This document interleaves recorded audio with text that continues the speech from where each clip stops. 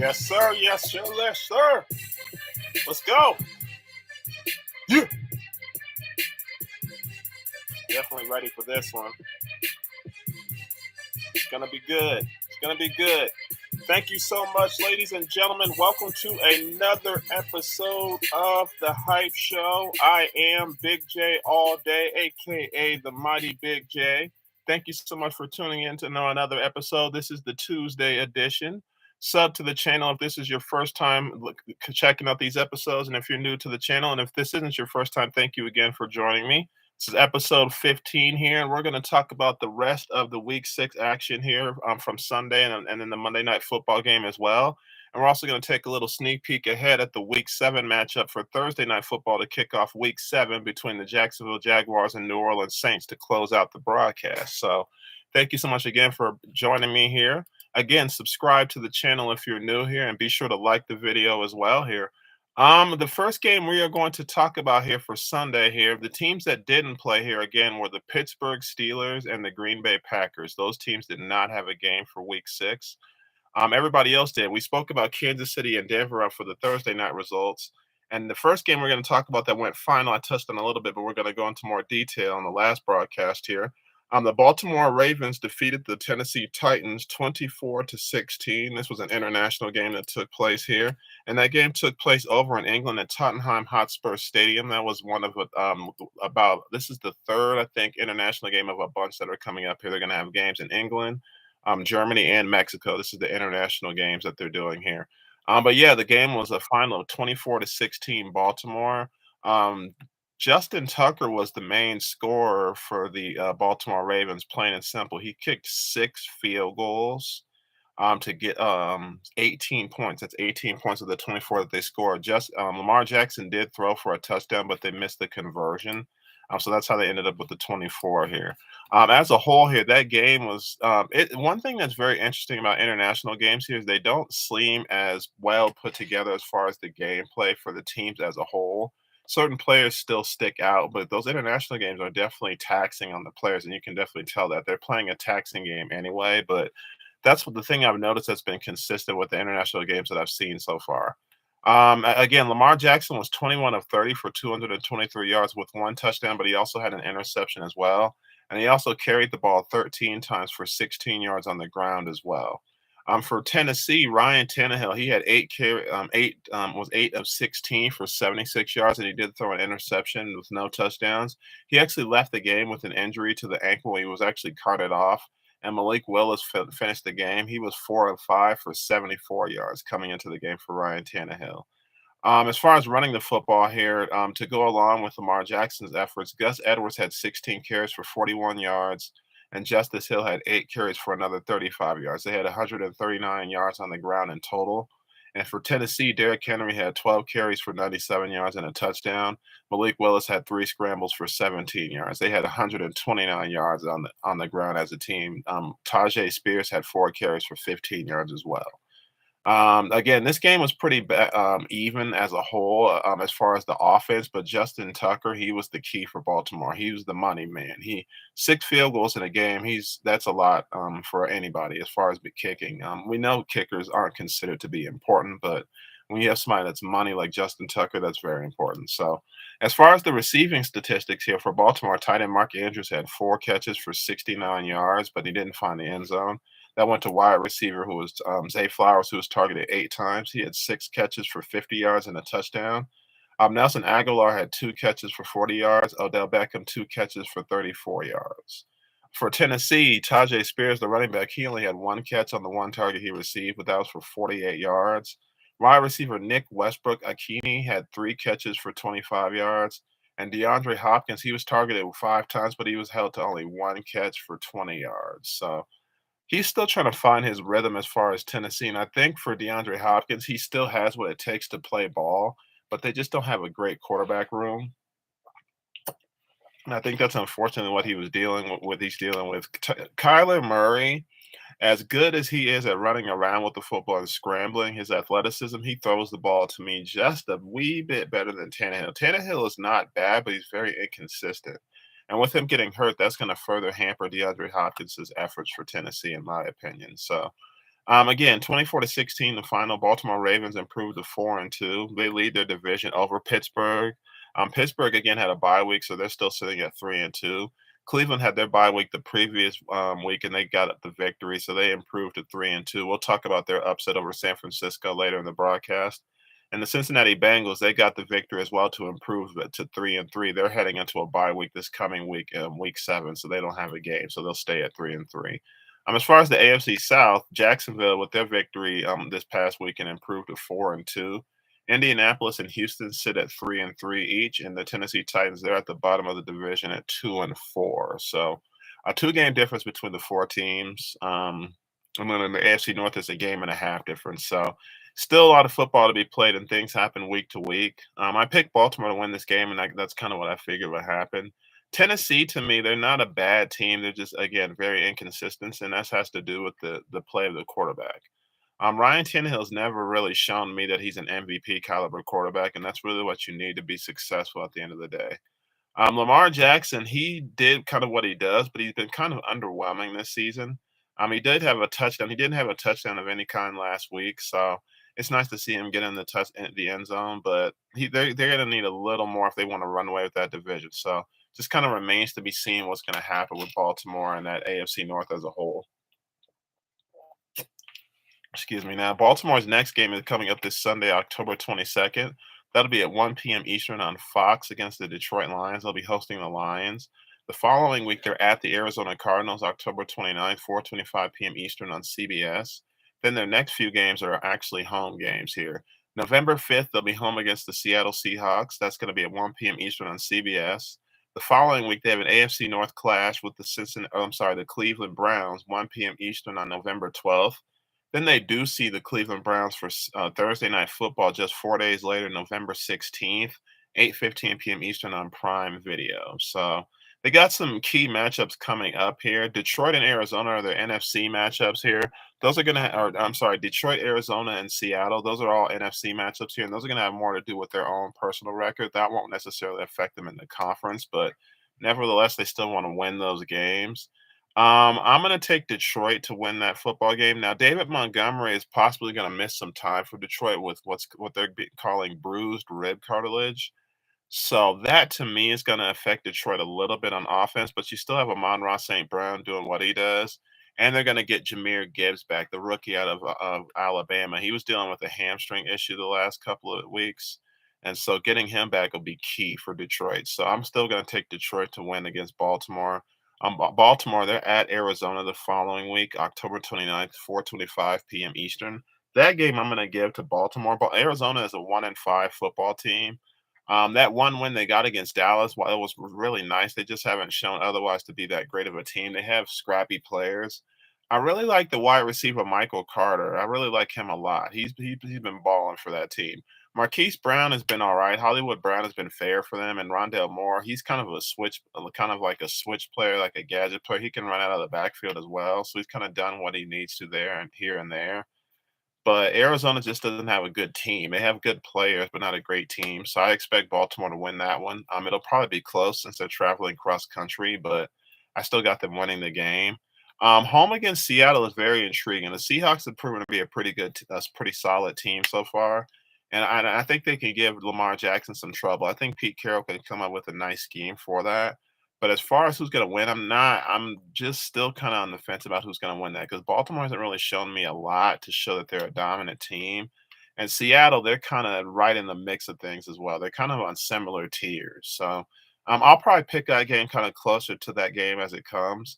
The next two games after that, you're going to have two AFC North games within a span of 5 days, with your hosting the Browns and hosting the Bengals on the 12th and 16th of November, respectively. That's gonna be tough. They head into a mini bye the following week because they don't have another game for 10 days after Cincinnati, but that's gonna be tough. Cleveland and Cincinnati, the issue that you're gonna have with that is, again, those are divisional matchups. Cleveland at this time currently statistically has the number 1 defense in football as far as yardage and points. So that's gonna be huge as far as what they do up front to kind of bother Lamar Jackson. And with Cincinnati, I expect Joe Burrow to be a slightly better at that time. Again, with that calf injury, that's kind of something you're gonna have to baby and just kind of get the rest that you can. And Cincinnati again is heading into a bye week for week 7, so that's going to be very helpful. I'll have a prediction for those games as we get closer because each team is going to be coming off of a short week, having had played those previous Sundays. So we'll just have to see how that works. But yeah, those matchups are going to be tougher than they look on paper because divisional matchups are always like that. But over the next 5 games, I could see Baltimore being roughly 3-2. I don't see 4-1 unless they just go on a tear and just beat Detroit. If they beat Detroit, I can see it, but I'm still going to take Detroit for that game. And then I'll have another prediction coming up this Sunday for all the games, but I'm taking Detroit at this preliminary time here. As far as the Tennessee Titans go, sitting at the bottom of the division, they're not out of it by any means, but they haven't really shown anything to indicate that they're going to be a contender. And then with the Ryan Tannehill injury, is he going to be out for any kind of time? They had to cart him off. They're saying that it's a high ankle sprain. High ankle sprains are typically pretty nagging, and it'll take some time for them to get through that. He's going to get treatment around the clock, and it's probably going to be a week to week thing. He had an ankle injury last season that caused him to require surgery, and he missed 2 games. And he's not going to need surgery for this ankle injury, but at the same time, if it's week to week, he's probably going to miss time. Now, the Titans, luckily for them, they're also on a bye week, much like Cincinnati this coming week. But going forward, after that, what are they going to be? And what are they going to have? Because after their bye week, October 29th, they host the Atlanta Falcons. And then they turn around for a Thursday nighter at Pittsburgh, November 2nd, 8:15 p.m. Eastern on Prime Video. So even though they got a bye week, they got 2 games within a span of 5 days. So boom, boom, right out the gate. They have what's called a mini bye, 10 day. They have like a 10-day period between the time of going to Tampa to face the Buccaneers, November 12th, 1 p.m. Eastern on CBS. Then they're at Jacksonville for an AFC South matchup, November 19th, 1 p.m. Eastern on CBS before they host the Carolina Panthers, 1 p.m. Eastern, November 26th on Fox.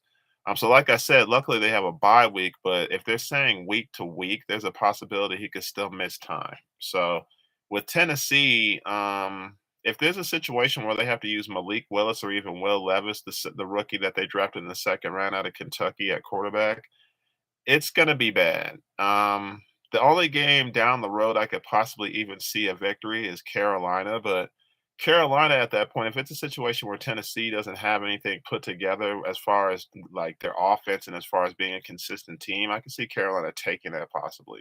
We don't know where Carolina's going to get a win from. Their 0-6 right now heading into their bye week as well, but yeah, Tennessee, to me, I think they're gonna miss the playoffs. It's still early. They still have 11 games left after this bye week, but they just don't look like a contender to me. And I could even see them losing to Atlanta and Pittsburgh, those 2 games coming off the bye. And at that point, they would be 2-6. You'd be in trouble at that point. So we'll just have to see and monitor what things are for Tennessee, but we won't really have anything to talk about for them until probably the week after once they come back and they have a game scheduled. So if anything does come up, we'll have updates for you on that. But at this current time here, Tennessee, they're sitting at 2-4 heading into their bye week for week 7.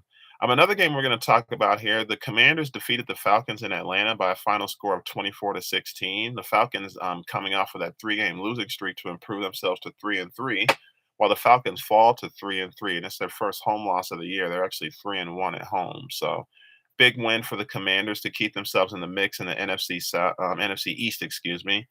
They sit at 3-3. Philadelphia is 5-1. Dallas 4-2. We'll talk about each of their results later in the broadcast as well, and we'll also discuss the Giants, who sit at the bottom at 1-5. They definitely had a rough week here. Daniel Jones was not available for them, but again, we'll discuss that at a later time. As far as the Falcons go, they sit at 3-3. They're tied for second with the New Orleans Saints. The Tampa Bay Buccaneers, they also lost this past weekend, but they had a bye week the previous week, so they sit at 3-2, the half game up on each team. And Carolina, as I stated, they're 0-6 heading into their bye week for week 7. So as far as Carolina goes in that division, like I said, they're a top picking team in the 2024 draft. But with Tampa, Atlanta, and New Orleans, it kind of remains to be seen on who's going to do what. So the thing about Washington here, Sam Howell, he didn't throw for a lot, but he did get 3 touchdowns. He was 14 of 23 for 151 yards.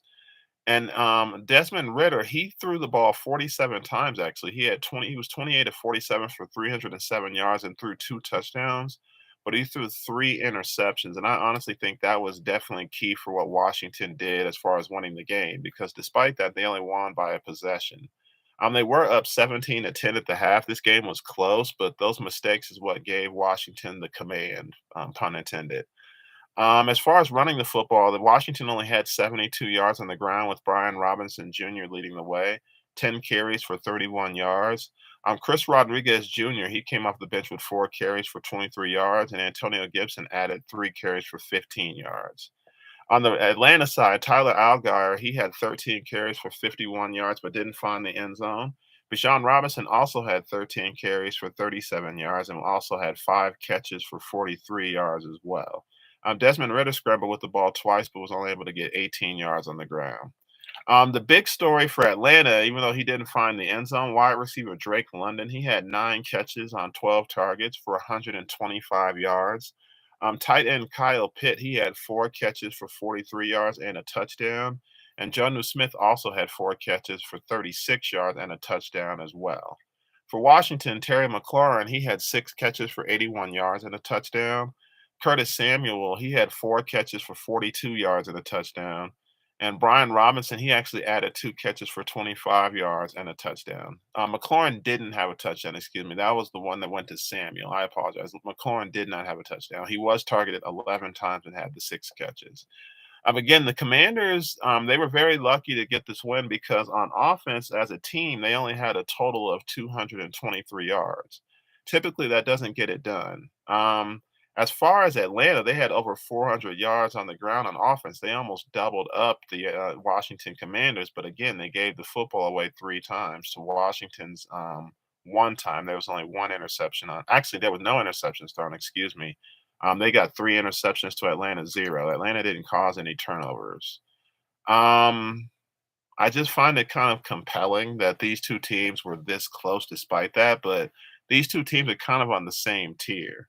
I picked Washington to win the football game, and I kinda stuck by that because even though Washington was 2-3 heading into a 3-2 environment at that time, I still felt like they were the better team. So, if you're Washington, it was nice to get that win and come off of that losing streak. I think things will lighten up a little bit as far as Washington's schedule because they're at the Giants on Sunday, October 22nd, 1 p.m. Eastern on CBS. Then they're home against the Eagles. They play the Eagles tough, so that game won't be as easy for the Eagles, and we'll talk about them in their game against the Jets. Washington will be home against the Eagles October 29th, 1 p.m. Eastern on Fox. Then they travel on the road to visit the New England Patriots November 5th. That's 1 p.m. Eastern. Then they're at Seattle the following week, November 12th at 4:25 p.m. Eastern, before returning home to face the Giants again November 19th, 1 p.m. Eastern on Fox. So again, looking at that schedule, you play the Giants twice, and then you have the Patriots sandwiched in there. So at worst, they could be 3-2. Things happen week to week. Excuse me, people get hurt, trades happen, transactions happen, the whole nine. But looking at the way things have been so far, the Giants, they're a 1-5 football team, as I stated, and I don't see them as a threat. They're probably, if I were the Giants, I would vote. I personally would get a wide receiver and an offensive lineman in the draft. That's where they need to address on offense. Their defense, they could probably get a couple of pieces here and there, but they really got to address that offense and shore up that line for Daniel Jones, and also get another piece for Daniel Jones, and also help out Saquon as well. But the Giants, they're not a viable team this year. Last year they were a playoff team, and they got in as a wild card, but they lost, or they were able to get a victory over Minnesota, but they lost in the second round as I expected. So I think they just played over expectations in 2022, and I just don't really see them being a factor. So back to Washington again. With the Giants, I bring them up because I see the Washington winning both games, but because it's divisional, I wouldn't be shocked if the Giants found a way to win one of them. It won't be this Sunday though, because Daniel Jones may not be back, and they got injuries and key parts all in their defense as well. So we'll talk about that game on Sunday more in depth as far as the result. But I got Washington winning that game, and over the course of the next 5 games, they'll probably be 3-2. optimistically speaking. They want to be 4-1, but I see it as 3-2 because Philadelphia is going to be in Washington, but they don't have an issue with traveling. That's never been an issue for them. Looking at the opposite end of the schedule here, as far as the scheduling here for the Falcons, they sit at 3-3, and again, that division, they're still in the mix, much like I said with Tampa, and they're going to be at Tampa this coming Sunday, 1 p.m. Eastern on Fox. On the following week, October 29th, they're at the Tennessee Titans, 1 p.m. Eastern on CBS. They're home against the Minnesota Vikings, November 5th, 1 p.m. Eastern on Fox. Then they're at the Arizona Cardinals, 4:05 p.m. Eastern on CBS, November 12th, before their Thursday night clash with the New Orleans Saints at 1 p.m. Eastern. Actually, I apologize. They have a bye week. Then they play November 26th against the Saints home, 1 p.m. Eastern on Fox. So I apologize for that. Optimistically, optimistically, I could see this team being 2-3, 3-2. It'll really depend on what happens the following week with the Tennessee Titans and seeing if Tannehill is available. But with the way they run the football, I don't think that'll be much of an issue. Tennessee, if they can get Derrick Henry going, Atlanta is still going to have trouble with that. But again, looking at Tampa, with the Tennessee, Minnesota, and Arizona squeeze in there, before their bye week, they could head into their bye week with a win at Arizona. They could steal that Arizona game because, like I said, Arizona, they're 1-5. Even though Atlanta is kind of inconsistent, I still see them as better than Arizona. Arizona has scrappy players and they make things tougher on their opposition, but I could see them taking that game. So Atlanta optimistically could be a 3-2 football team over this next 5 to 6 week period, including their bye. But like I said, we'll just have to see. Things happen from week to week. All right, switching gears here, we're going to talk about the next game on the schedule that occurred. And this was also a 1 p.m. Eastern matchup. The Chicago Bears hosted the Minnesota Vikings, and the Vikings were able to get their way out and get their victory here. 19-13 was the final score here. Justin Fields ended up leaving the game in the third quarter with what's being called a dislocated thumb on his throwing hand on his right hand, and he's actually doubtful for this Sunday coming up here. So the Bears are already a 1-5 football team, and things are going to go from bad to worse without having Justin Fields in there. He was 6 of 10 for 58 yards with an interception before leaving the game with that injury. He also ran the ball 8 times for 46 yards. Undrafted rookie Tyson Bagent, he's the quarterback that came in. He's an undrafted rookie from Shepherd College. Shepherd College. I had never even heard of that college before prior to this season. So 10 of 14 for 83 yards with an interception as well. There were no touchdowns thrown by the Bears. They got their offense from Tyson Bagent running and the football. He only had 2 carries for 4 yards, but he was able to run it in for a touchdown.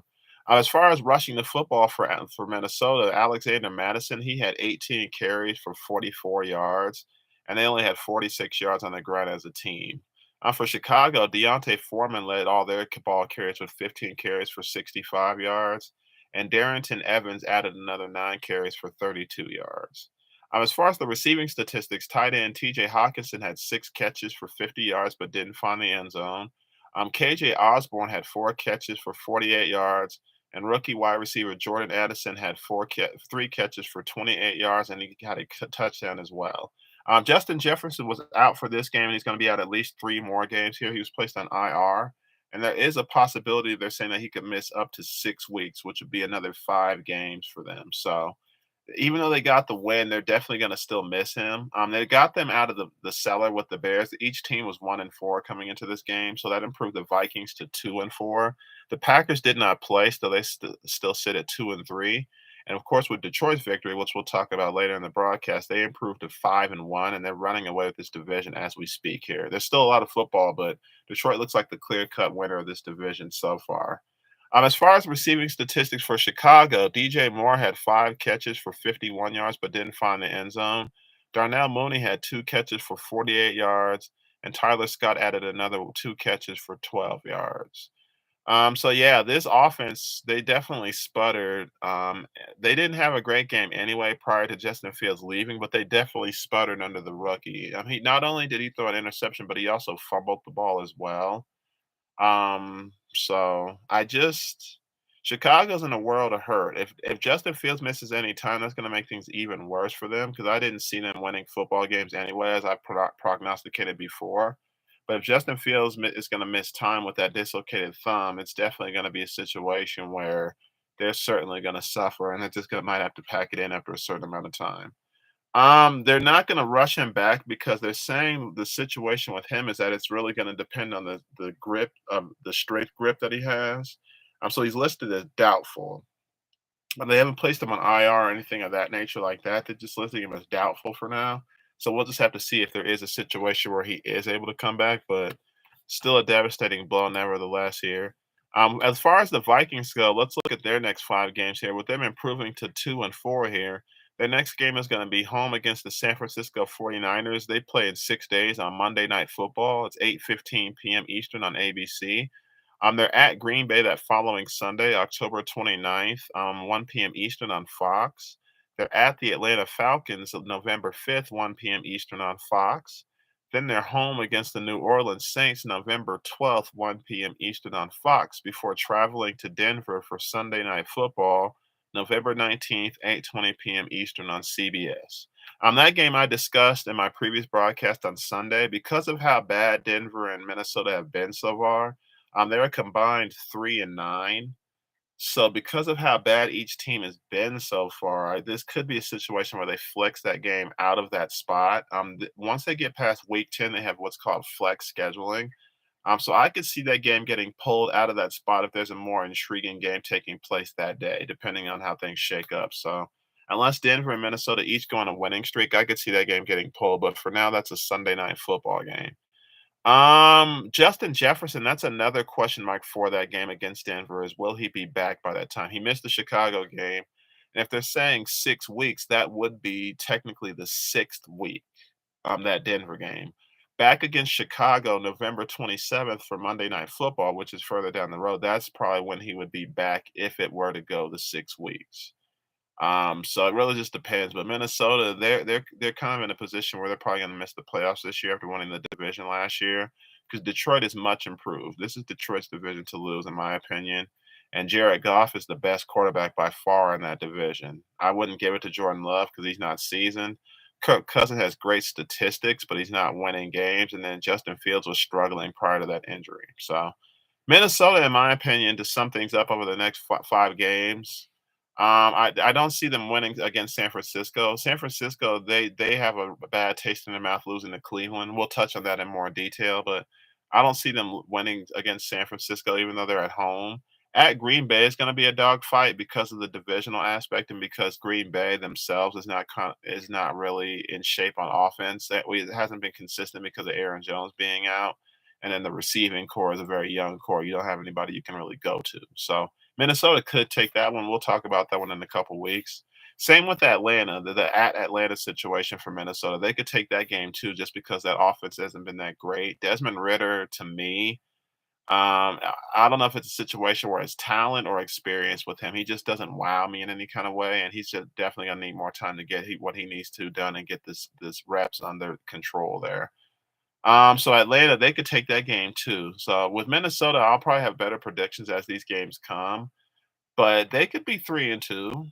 They still got some guys there, even though Justin Jefferson isn't in the house. They got a decent receiving core, and if Madison can get anything going, that helps keep the clock moving. But that's been the problem. They don't have that Dalvin Cook anymore. They don't have a Dalvin Cook type player, even though he hasn't been what the New York Giants need. He was so good for Minnesota for a long time. So the Minnesota Vikings, maybe they could be 3-2. That's optimistically speaking, though, but I don't see them winning their football game on Sunday against the San Francisco 49ers at all. San Francisco's going to want to bounce back. And like I said, as far as the Bears, we'll just have to see. They're home against the Raiders on Sunday, 1 p.m. Eastern on Fox. They're at the Los Angeles Chargers the following Sunday, October 29th for Sunday Night Football. That's 8:20 p.m. Eastern. They're at the Saints the following Sunday, 1 p.m. Eastern on CBS. Then they turn around quickly for a Thursday night game home against the Carolina Panthers. November 9th, 8:15 p.m. Eastern. That's going to be a rough game to watch because the flex scheduling only applies to Sunday night football, I believe. It doesn't apply to Thursday nights and Monday nights. So those games are going to be intact. But Sunday night football, those games can be flexed out because there's more games to choose from, obviously, for that day. So yeah, Bears Panthers November 9th isn't going to be a good game to watch, especially if Fields isn't there to provide a little bit of a spark at all. And then 10 days later, the Bears are at Detroit. That's going to take place November 19th at 1 p.m. Eastern on Fox. So the Bears, yeah, they're probably going to lose that Raiders game. Now, I gave them a shot just because of the fact that Justin Fields, provides a little bit of a spark, but I can see the Raiders winning that game. And then traveling to the Chargers for Sunday Night Football, even though the Chargers blew that game against Dallas last night, I can still see them taking that game as well. So the Bears could optimistically be at best 1-4. That Carolina game is going to be a slugfest of fortuity, but we'll just have to see if who's gonna win that game because somebody has to win unless there's a tie. So the Bears, again, I've been saying this the entire time I've been broadcasting. I genuinely feel like they're packing it in and they're going to be playing for a high draft pick. And again, if they get the number one pick, they would have the top two picks in the draft, which would be crazy. But that team needs help. They really do. Switching gears here, another game we're going to talk about here that occurred on the afternoon slate. The Cincinnati Bengals hosted the Seahawks and were able to defeat them 17-13. This was a very low-scoring game here. There was actually only one score in each quarter. There was no situation where each team was able to break out. Joe Burrow did play really well. He was 24-35 for 185 yards, two touchdowns to one interception. He didn't even pass for 200 yards, but he still was able to get the job done. As a team, the offense as a whole we got just above 200 yards. They got 220 or 231 yards as a total as a team. So not a great performance, but it was enough to get the job done. Geno Smith, conversely, was 27 of 41 for Seattle with 323 yards, no touchdowns, but he threw two interceptions. So that gave the or the Cincinnati Bengals a couple of extra possessions, and that definitely hurt the team for Seattle. As far as running the football, they had 87 yards on the ground to Cincinnati's 46. It wasn't really a great running effort by either team. Kenneth Walker did find the end zone. He had 19 carries for 62 yards. Geno Smith added another four carries for 20 yards. Joe Mixon, of the 46 yards that Cincinnati got, he got 38 of them with 12 carries. As far as receiving the football, that's kind of where Cincinnati did a little bit more work. Jamar Chase had 6 catches for 80 yards, but didn't find the end zone. Tyler Boyd was targeted 7 times and caught all 7 of his targets for 38 yards and a touchdown. Joe Mixon added another 3 catches for 24 yards. For Seattle, Tyler Lockett led the way with 6 catches for 94 yards, but didn't find the end zone. DK Metcalf, 4 catches for 69 yards. And Jackson Smith-Njigba, the rookie, he had 4 catches for 48 yards. He had one catch that went for 18 yards. He's a rookie out of Ohio State. He's still trying to get his bearings under him. He's only has 16 catches on the season for 110 yards, and he hasn't found the end zone yet. So they're still trying to get him acclimated, but he did have a slightly better day than he's had so far this season. He's only has 12 catches, and 4 of them came that day. So again, this is a very low-scoring affair, but Cincinnati was able to get the job done. Cincinnati's heading into a bye week. They sit at 3-3 at the bottom of the AFC North.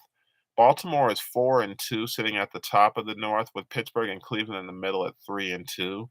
Looking at the NFC West, San Francisco leads the division at 5-1.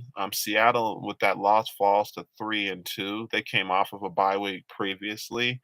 The Rams are 3-3, and the Cardinals are 1-5. So Seattle still sits in like a wild card type position. That's kind of how I expected things to be with the NFC West. But we'll just have to see if it stays that way. But as far as Seattle's schedule, like I said, I'm sorry, Cincinnati, back to Cincinnati. Like I said, they're heading into a bye week this week for week 7, so they're not playing anybody. But they'll return the following Sunday, October 29th. They'll be at the San Francisco 49ers, 4:25 p.m. Eastern on CBS. Then they're home against the Buffalo Bills for Sunday Night Football. That game is going to take place November the 5th, 8:20 p.m. Eastern on CBS. Excuse me. They're home for the Houston Texans November 12th. That's going to take place 1 p.m. Eastern on CBS. They're at Baltimore for Thursday Night Football right after that. That's going to be November 16th at 8:15 p.m. Eastern on CBS. Then 10 days later, they're home for the Pittsburgh Steelers November 26th, 1 p.m. Eastern on CBS. So, Cincinnati, as I've stated before, the key is going to be getting Joe Burrow healthy. Getting him healthy and getting him going is going to be key for them, and I think this extra week is definitely going to help with that. They're still traveling to San Francisco, and then they're still home for Buffalo. I don't like those 2 games for them. Buffalo didn't play that well for Sunday Night Football, and we'll talk about that. They got by the Giants, but they didn't overwhelm me. Buffalo is they've played all right. They've kind of carried the way for the AFC North, but if they sleep at all, Miami or the Jets even could take that from them. So they'll have to play better, but I would still take Buffalo to beat Cincinnati at that time.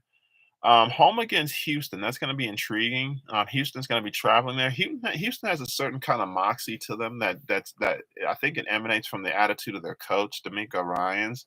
They play tough football. I mean, I wouldn't sleep on the Houston Texans either.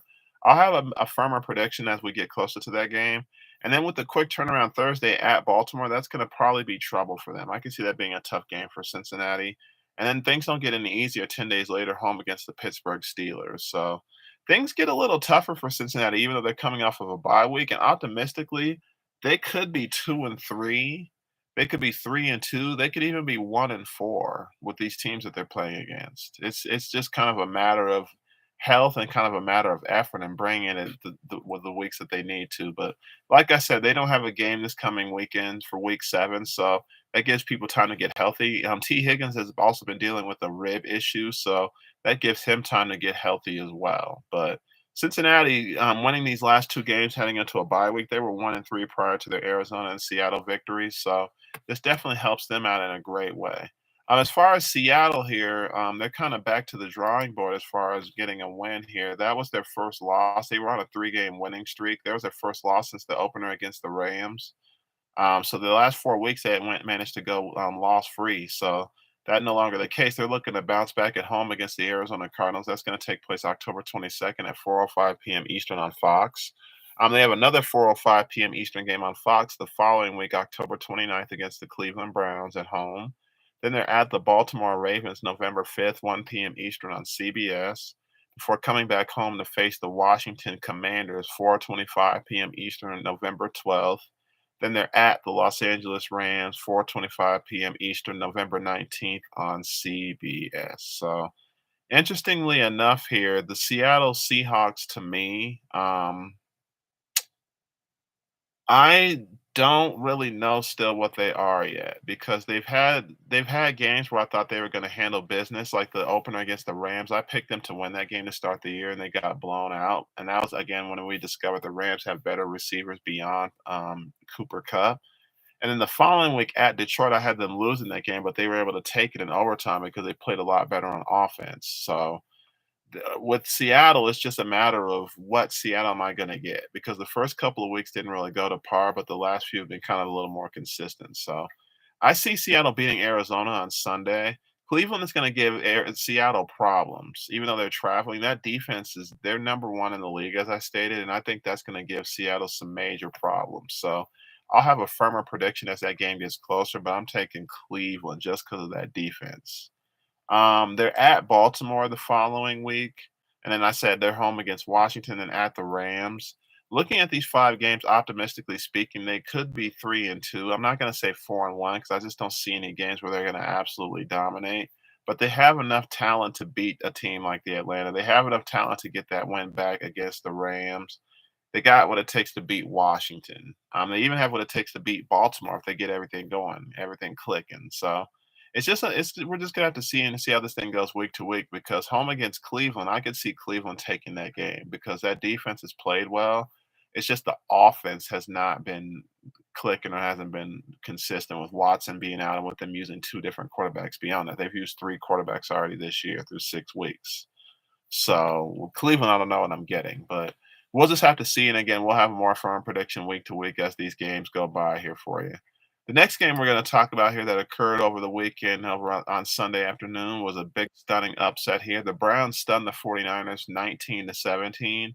To hand the San Francisco 49ers their first loss of the season and actually hand Brock Purdy his first loss as a starter. The 49ers led 10-7 at the half, but it was the defense for San Francisco that made things happen. PJ Walker playing in place of Deshaun Watson was 18 of 34 for 192 yards and two interceptions. He didn't find the end zone at all. And Brock Purdy was 12 of 27 for 125 yards, and he did throw a touchdown to Christian McCaffrey early in the game, but he also threw a late interception as well that kind of boomed things for the Niners. He only had 125 passing yards, so they're definitely his worst effort of his short career so far.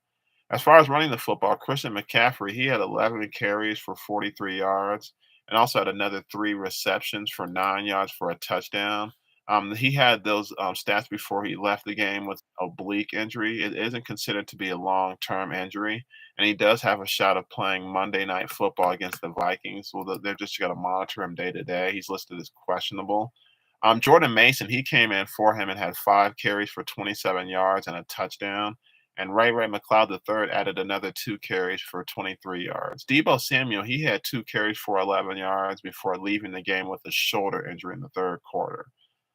So a couple of injuries that caused that. I feel like those injuries are what kind of made things tougher for Brock Purdy because when you have this many weapons around the field on your team for you, it makes things a lot easier for you as far as where you want to distribute the ball when you want to run the football. So I honestly think that made things tougher for him. The Browns also had 160 yards on the ground with Jerome Ford getting 17 carries for 84 yards. Kareem Hunt had 12 carries for 47 yards and a touchdown. And Marquise Goodwin, the wide receiver, he got a carry for 20 yards. It was actually a jet sweep, and he's able to run that along the sideline. So 160 yards on the ground as a team for Cleveland. As far as the receiving statistics, Amari Cooper had 4 catches for 108 yards, but didn't find the end zone. He was targeted 8 times, actually. Kareem Hunt, he had 3 catches for 24 yards. Tight end David Njoku, he also had 3 catches for 24 yards as well. For the receiving statistics for the 49ers, Brandon Ayuki had 4 catches for 76 yards, but didn't find the end zone. And running back Juwan Jenkins had 2 catches. I'm sorry, Juwan Jennings. He had 2 catches for 26 yards, but he didn't find the end zone as well either. Again, not a great passing day for Brock Purdy, only 125 yards passing. And for San Francisco, I'm not so worried about them as a team, but if you were watching this game, you got some tape on how to play defense against this team, and I think that's the more concerning thing for San Francisco than anything. As far as Cleveland, that was a huge victory to keep them kind of in the middle of the AFC North at 3-2 with Pittsburgh.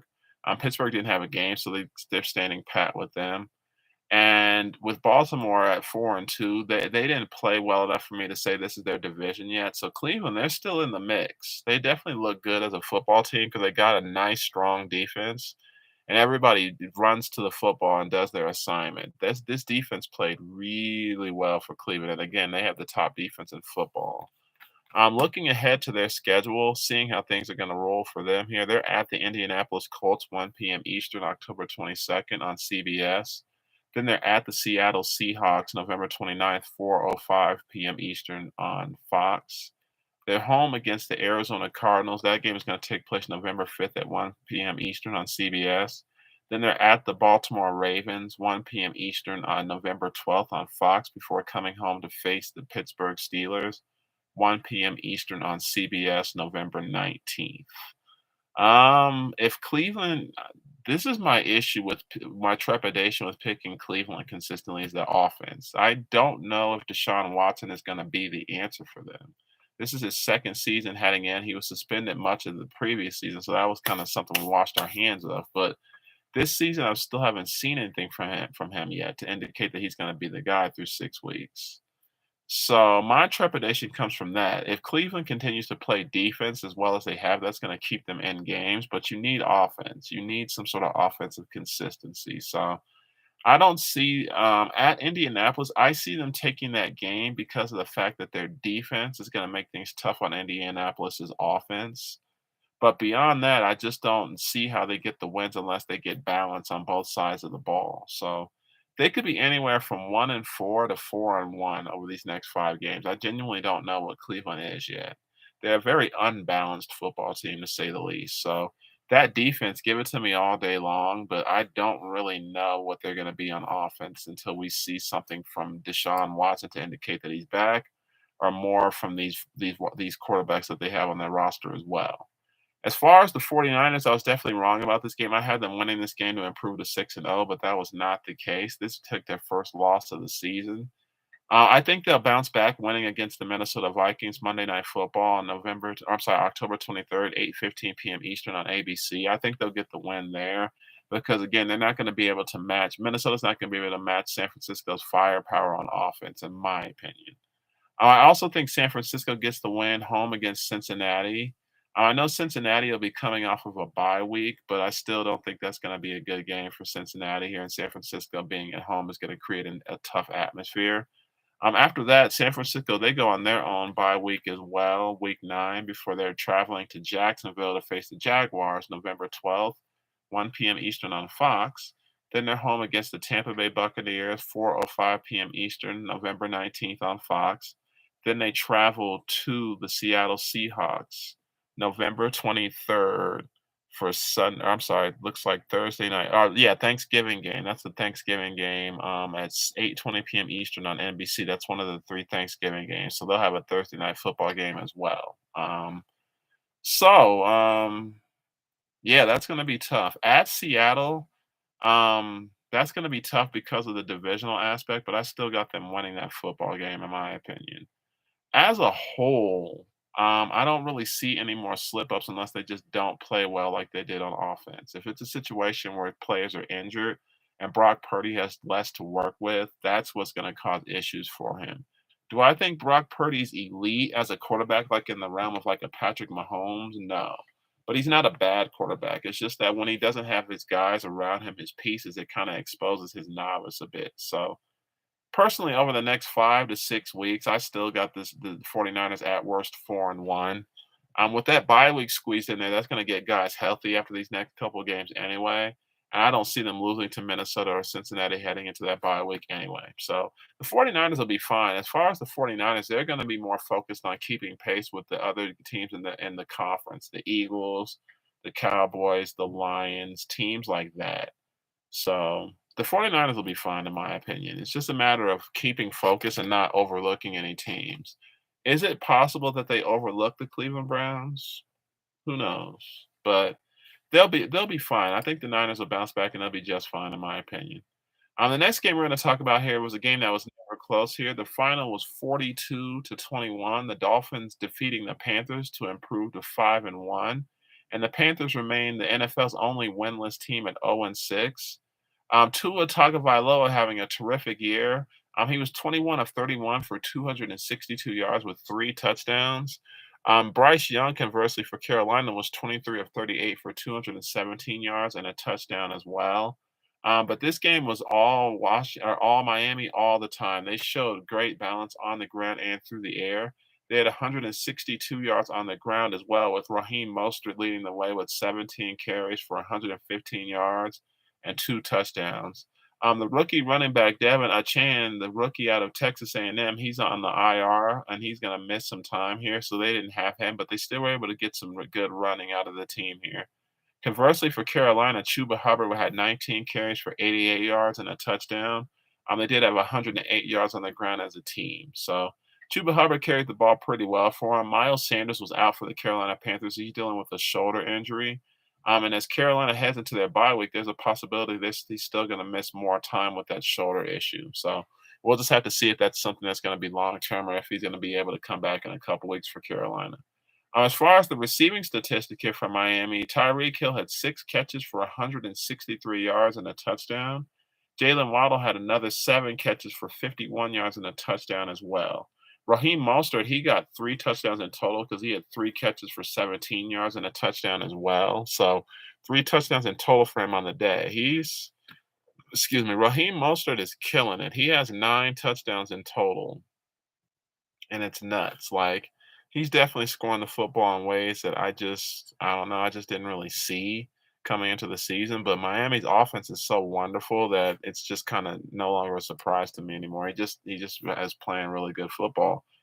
For Minnesota here, or I'm sorry, Carolina, Adam Thielen had 11 catches for 115 yards and a touchdown. He was targeted 13 times. He's clearly Bryce Young's favorite target. and he had more combined targets than the next three receivers combined. DJ Chark had 3 catches for 26 yards. Tommy Tremble, 2 catches for 25 yards, and rookie Jonathan Mingo, 2 catches for 21 yards. So Adam Thielen is basically their number one receiver. They didn't really have a number one receiver with DJ Moore being traded to Chicago. So bringing him in, he is essentially their number one receiver until further notice, until they draft a receiver that can match those type of efforts here. But yeah, this one was all Miami all day long here. They were up 21-14 at the half, so the game seemed a lot closer than it was. But Carolina didn't score again until the fourth quarter, so Miami was able to break this game open and kind of take command the rest of the way in the second half. Miami to me, I stated they're one of the top teams in the AFC, and I stand by that. Kansas City, I would put them just a slight notch above Miami, and these teams actually play in about 3-4 weeks or so. So we'll see who's actually better for real. But Miami first has to deal with the Philadelphia Eagles this coming Sunday in Philly, 8:20 p.m. Eastern for Sunday Night Football. So that's gonna be on their plate first before they come home for their next few games. They're home against the New England Patriots November 29th at 1 p.m. Eastern on CBS. The Kansas City game is an international game taking place in Germany at Frankfurt Stadium November 5th. That's going to be 9:30 a.m. Eastern. So if you want to see a slugfest, you're going to have to get up early that day for that one. Then they have a bye week, week 10. So they'll have some tough games ahead of them, but they're going to get a bye week here after these next couple of games. That's actually week 9, excuse me. Oh no, that is week 10. Sorry about that. They're home against the Las Vegas Raiders November 19th at 1 p.m. Eastern on CBS before they head to the New York Jets. That's going to take place November 24th at 3 p.m. Eastern on Prime Video. That's actually a Black Friday game. They're doing Black Friday games this year to try that out and see how that fits with the scheduling. So they'll have 5 days between games. That's typically you get the 4 games, or you get a week to 10 days, depending on how your scheduling sits. So they'll get 5 games between games. So with the Miami Dolphins, to me, before that, after that game, they travel to face the Jets November 24th at 1 p.m. Eastern. Yeah, that game, that Black Friday game, is odd, but I think they'll take it. I don't see a situation where they don't win that game.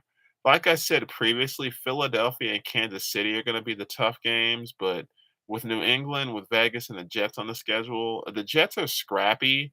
So I'm going to hold off picking that game because the Jets, in the last couple of weeks heading into their bye week this weekend, they've showed me a lot. I picked them to beat Denver, but I didn't see them beating Philadelphia, and we'll talk about that game here shortly. The Jets have definitely shown me something, and with all the news swirling around Aaron Rodgers and how he's actually walking and throwing the football in pregame and whatnot, I don't know if he'll come back for the Jets because this is unprecedented if he does.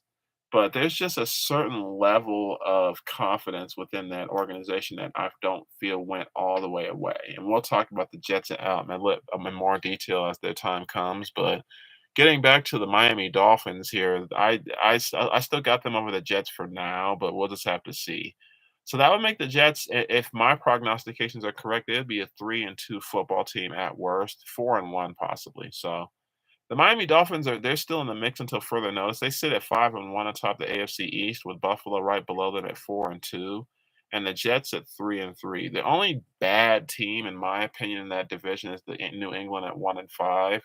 Not only do they have injuries, but they just don't have key players by any means. They've only scored 72 points on the season. The Patriots, they're a bad team. They're averaging 12 points a game. So I don't see them beating the Dolphins in any way, shape, or form. So we'll just have to see. The Dolphins, like I said, they're playing for the right to remain atop the conference. It's not just going to be the division; they want to stay in the conference. As far as the Carolina Panthers, they've taken all L's so far.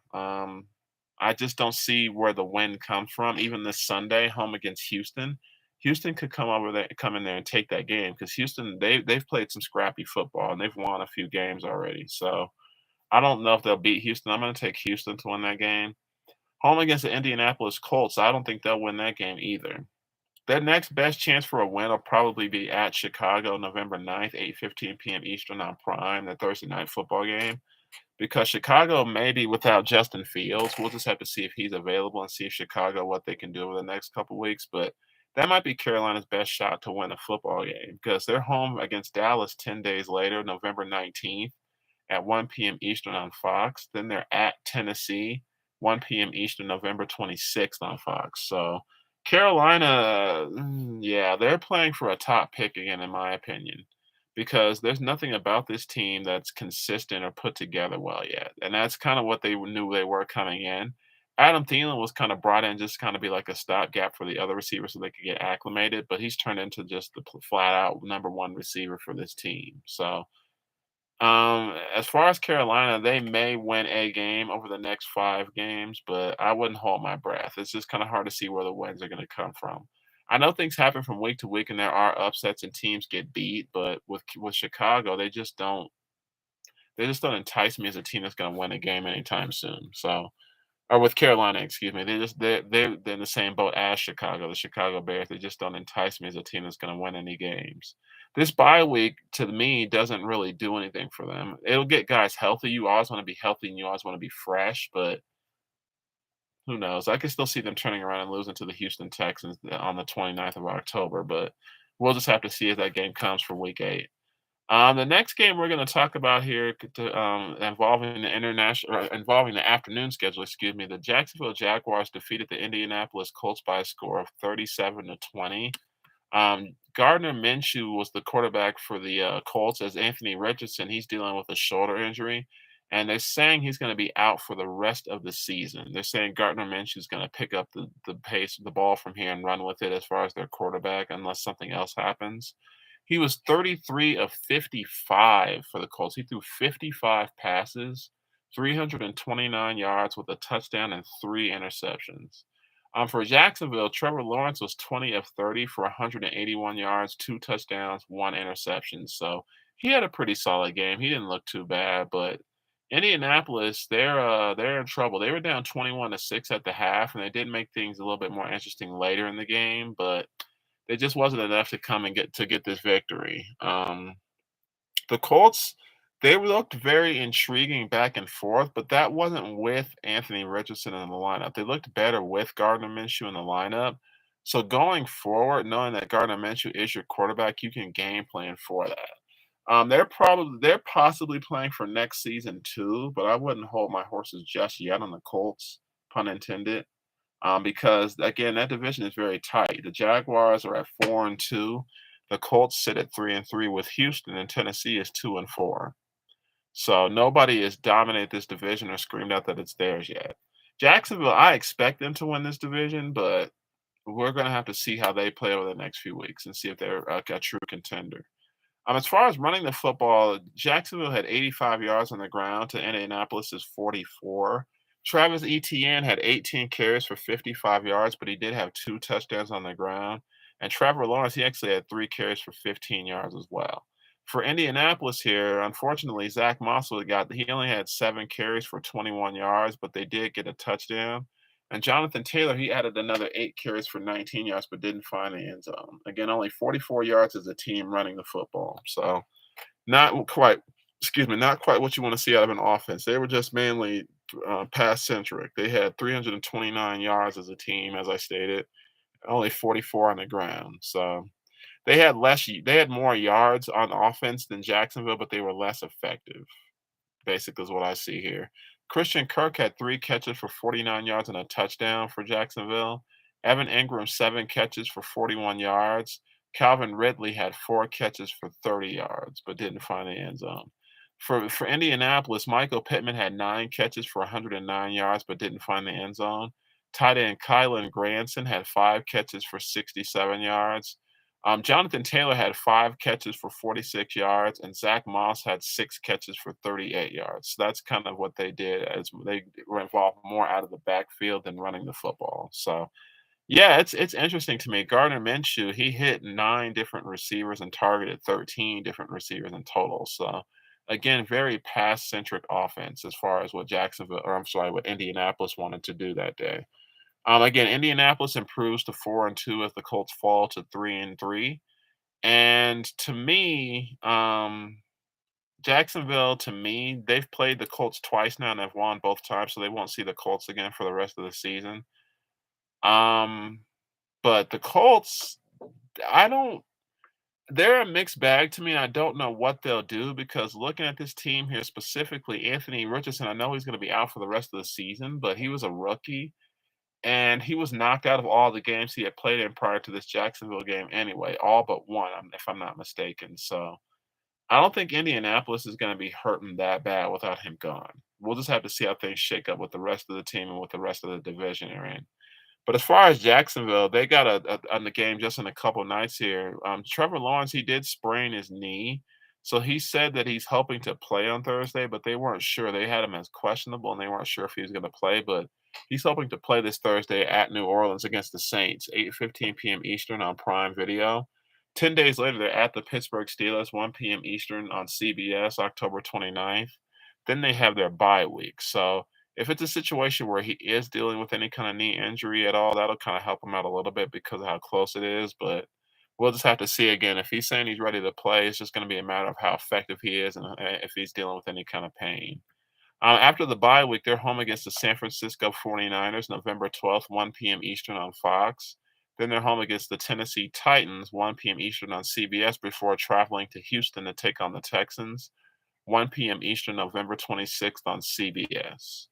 So optimistically, in all honesty, if they lost the Saints game because of this or because of the turnaround or anything of that nature, I wouldn't be too shocked. Um, at Pittsburgh is going to be tough because that defense is going to be coming after them, and that crowd is going to be going nuts for that. They're going to make things tougher on them. Having a bye week before they play the 49ers doesn't really matter to me. It is going to help as far as the health of the team because they're right in the middle of the season as far as when they get their bye. But I just don't know if that'll be a factor for them beating the Niners. So I'll have a prediction for you closer to that, but I'm leaning towards the Niners. They're one of the better teams in football still. And home against the Tennessee Titans, that's going to be a situation where I don't know where Tennessee is as far as what they're going to be as far as health, as far as their personnel, things of that nature either. So I would lean towards Jacksonville in that game, but we're going to have a prognostication closer to that time period. And at Houston, Houston's been a tough team, so I wouldn't sleep on Houston either. So over the course of these next 6 weeks, with that bye week included here with their 5 games, they could be 3-2, 2-3 as well. It's just kind of a matter of how they played, how consistently they play. Again, I'll have a prediction for you Thursday night at the Saints, a firm prediction before that game takes place, but it's gonna be tough at that dome. It's gonna be real tough traveling, especially if he's dealing with any kind of knee irritation. He says he hopes to play, but as I stated when this broadcast began, there's gonna be injuries to your football players on every team every week because of the nature of this game. Somebody's gonna get hurt, and they're gonna be dealing with ailments all year. Whether they're able to play on them or whether they're not is gonna be the factor. So, Trevor Lawrence getting hurt is not a shock to me. This is football. So we'll just have to see what Jacksonville is over the course of that time period as well. But 37-20, that's a nice victory over the Colts for them here. For the Colts here, like I said, going forward, they're going to be rolling with Gardner Minshew at quarterback. They're home against the Cleveland Browns on Sunday, the 22nd, and I'll have a prediction for you. I touched on that briefly with Cleveland's schedule. I'm leaning towards Cleveland, but I'll have a prediction for you come Sunday on 1 p.m. Eastern on CBS. That game is taking place. They're home against the Saints as well, 1 p.m. Eastern, October 29th on Fox, before traveling to Carolina to take on the Panthers, 4:05 p.m. Eastern on CBS. Then the Colts have an international game as well, November 12th against the New England Patriots in Germany at Frankfurt Stadium. That game is taking place again Sunday, November 12th, and that's going to be on NFL Network. Then they have their bye week before they're home against the Tampa Bay Buccaneers, November 26th, 1 p.m. Eastern on CBS. So the Colts here, not having Anthony Richardson is going to be tough for sure. But at the same time, the inconsistency of this team is also what kind of gives me the inability to say what they are or not. The Carolina game in a few weeks, that could be a win possibly, but I don't know. With this team, they're kind of banged up and they still have some issues in certain positions. So I could see this team being 2-3, even 1-4 over the course of their few games here. I could see them being Carolina and New England. But again, we'll have to see. I'll have a prediction for you on Sunday when they play the Browns here. But with the Colts here, they're still mired in a division that still has no definitive, clear cut, dominant team yet. So we'll have to see as far as Indianapolis goes week to week. But yeah, losing Anthony Richardson for the season, if that's what I'm hearing correctly, is going to be very tough on them. Very tough on the Colts, especially with the team that they have. Moving forward here, another game we're going to talk about here. We got a few games to go here. The Saints and Texans here. The Texans defeated the Saints 20-13. They hosted them in Houston here and got the victory, with the Texans improving to 3-3. The Saints falling to 3-3. This game to me was caused by the kicker for New Orleans, Blake Group. He was 2 of 4. He missed 2 field goals.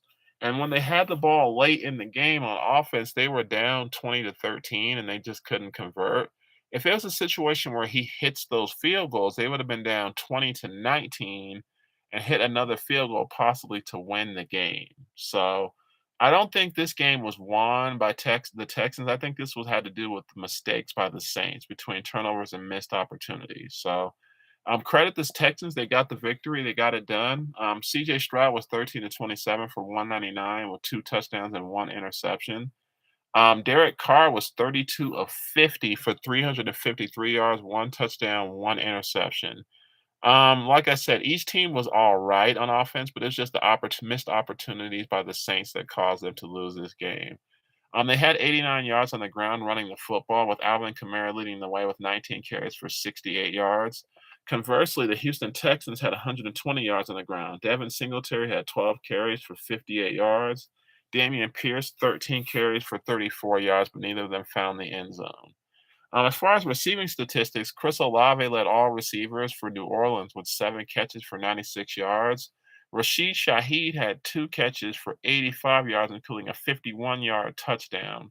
That was the only touchdown that Derek Carr threw for the team. And Taysom Hill had 7 catches for 49 yards as well. Receiving the football for Houston, Nico Collins, 4 catches for 80 yards, but didn't find the end zone. That went to tight end Dalton Schultz. He had 4 catches for 61 yards. And Noah Brown added another 2 catches for 37 yards.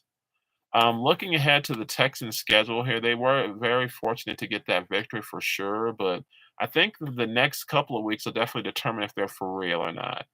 They're at the Carolina Panthers no October 29th here, and that game's going to be at 1 p.m. Eastern on Fox this Sunday. Then they're home against the Tampa Bay Buccaneers November 5th, 1 p.m. Eastern on CBS, before traveling to Cincinnati to take on the Bengals, 1 p.m. Eastern, November the 12th. They'll be home against the Jacksonville Jaguars November 19th, 1 p.m. Eastern on CBS. Then the following week, home against Jacksonville, 1 p.m. Eastern, November 26th. That's Thanksgiving weekend. I stated that Jacksonville, I thought they would take that game, and I'm going to stick with that. But Houston at Carolina on October 29th, coming off of a bye week, I could see them winning that football game. They have a bye week this coming week, so they'll sit at 3-3. But I could see them beating Carolina. And with the home against Tampa, if their defense brings it to Baker Mayfield kind of the same way Detroit did this past weekend, they could take that game too. So Houston, I slept on them early, but they're proving they got some mettle and they got some guts. They could be 3-3 over their next 5-6 weeks and still kind of sit as a 500 football team. So I'm going to keep an eye on Houston.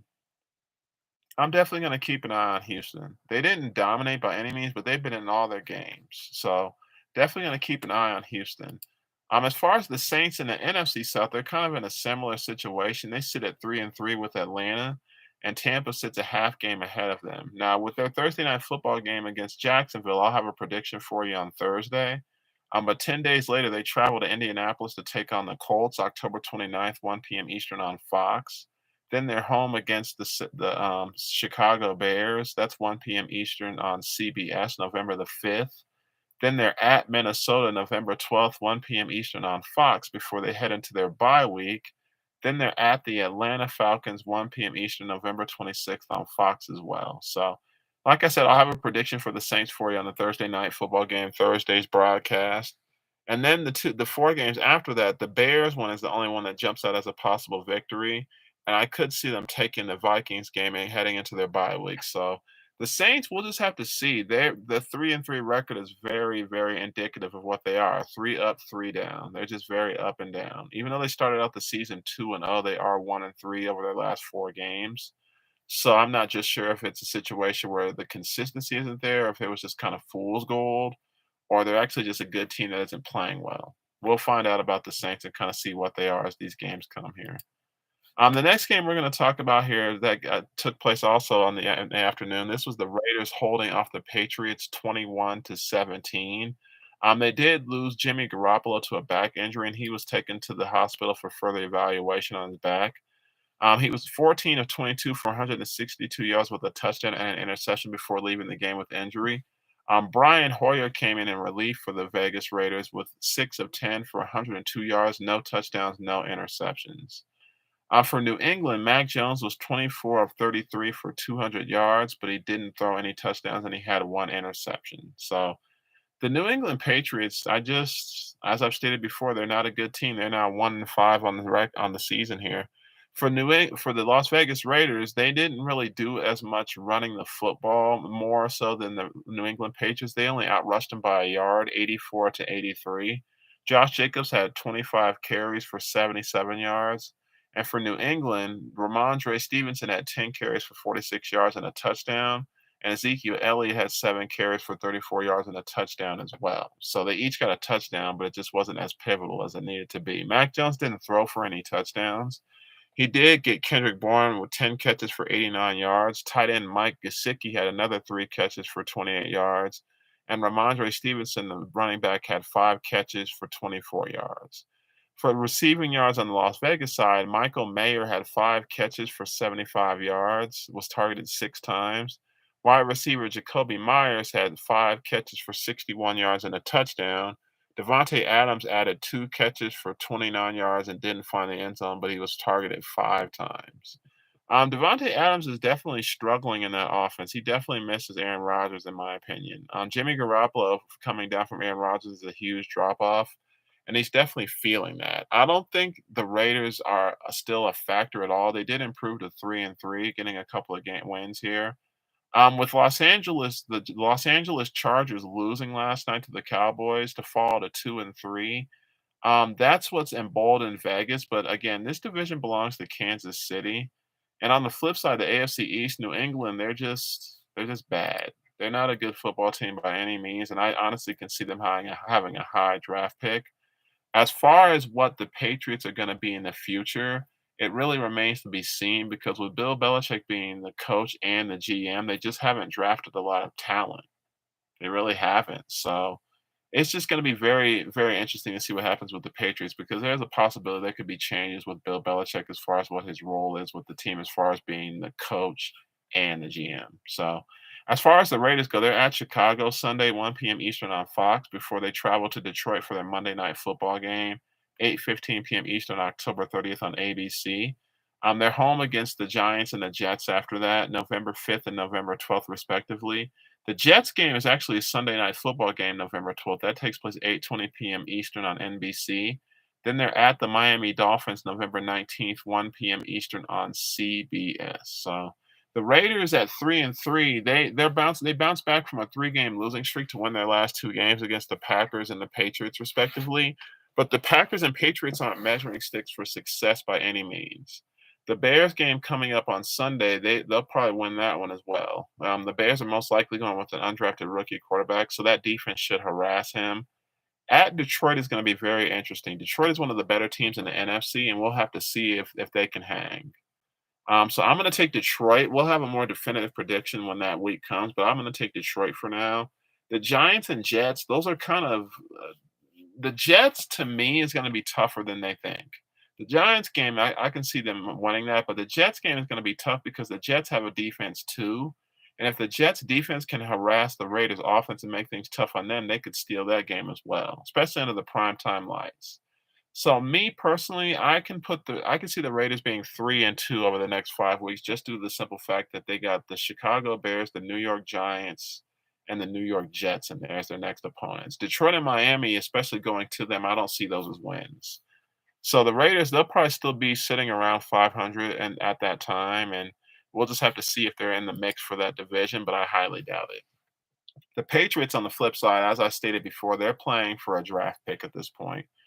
They are home against Buffalo on Sunday, 1 p.m. Eastern on CBS before traveling to Miami October 29th, 1 p.m. Eastern on CBS, and I see those as both L's also. They're home against the Commanders, 1 p.m. Eastern on Fox. They travel to Germany to face the Colts November 12th, 9:30 a.m. Eastern. Then they head into their bye week before they travel to the Giants November 26th, 1 p.m. Eastern on Fox. It's hard to prognosticate what the Patriots are even going to be because even with their one win, they squeaked by the Jets. If the Jets had been playing like they have been the last couple weeks, they probably could have lost that game, but you can't really travel in a time machine. But I can see the Patriots being maybe at best 2-3 over their 5 weeks here. But that offense has to get going, and then you have injuries on defense on top of that. So I just don't see where the wins come from New England. They're just not a good football team in any kind of way. We'll just have to see where they come from, but I just don't see it with them. The next game we're going to talk about here, switching gears to a later game that took place, the Los Angeles Rams defeated the Arizona Cardinals 26-9 to improve to 3-3 on the season, while the Cardinals fall to 1-5. Matthew Stafford was 15 of 24 for 226 yards and a touchdown. While Kyron Edwards, he had a great day running the football. He had 20 carries for 158 yards and a touchdown. They had 179 yards on the ground to Arizona's 130. Joshua Dobbs was 21 of 41 for 235 yards, but he didn't throw for any touchdowns and he had an interception. He also had 7 carries for 47 yards to lead Arizona in rushing. James Conner is on IR with an ankle injury, so he wasn't available for the Cardinals. Cooper Kupp for receiving, he had seven catches for 148 yards and a touchdown for the Rams, and he definitely dominated true to form. Tutu Atwell had 1 catch for 30 yards, and Puka Nacua, he had his first quiet day of the season, 4 catches, 26 yards. For Arizona, Michael Wilson had 3 catches for 62 yards on 4 targets. Trey McBride, the tight end, had 4 catches for 62 yards. Hollywood Brown was targeted 11 times, but only had 4 catches for 34 yards. This game was definitely dominated by the Rams. Arizona was up 9-6 at halftime, but they did not score in the second half. The Rams scored 20 points in the second half, and that was pretty much where they took over. They were off to a slow start, but they definitely dominated the second half. One thing to note, unfortunately, for the Los Angeles Rams is Kyron Williams. He's actually going to miss some time. He's expected to miss Sunday's game with a sprained ankle against the Steelers. As far as beyond that, they're not sure, but they do know that he's going to miss Sunday's game after against the Steelers. As far as the schedule beyond that, it kind of remains to be seen what they're going to do as far as personnel. They're at the Dallas Cowboys October 29th at 1 p.m. Eastern on Fox before they travel to Green Bay to face the Packers November 5th, 1 p.m. Eastern on Fox, heading into their bye week. So if Kyron Williams only misses a game, they should be fine. And that bye week will definitely help if he's got a bigger injury than they're letting on. The Rams back off their bye week will be home against the Seattle Seahawks here November 19th, 4:25 p.m. Eastern. Then they're at the Arizona Cardinals on November 26th, 4:05 p.m. Eastern on Fox. So as far as the Rams go, it's going to come down to health and availability. But over that 5 to 6 week period with the bye week in there, the Dallas Cowboys, that's the only one that jumps out as a loss. They've already shown they can beat Seattle in Seattle, so they could win that game again. I worry about Pittsburgh on Sunday because they're coming off of a bye week, and that defense is definitely going to be humming, but they have to come to LA. So I'll have a prediction for that game on Sunday, as far as what the Rams are going to do, but wouldn't surprise me if they went 3-2 over those 5 weeks, 6 weeks period here with that bye week in there. And as far as the Cardinals, as I've stated before, they're just a bad team. They're most likely playing for a lottery pick. And after that Seattle loss, they'll be at Seattle 4:05 p.m. Eastern, October 22nd. Home against Baltimore 4:25 p.m. Eastern, October 29th. Before they travel to Cleveland November the 5th at 1 p.m. Eastern to face the Browns. That one's going to be a tough one, especially with that defense. They're home against the Atlanta Falcons November 12th, 4:05 p.m. Eastern on CBS before they travel to Houston to face the Texans November 19th. So, as I stated with this team, I just don't know if they can contend.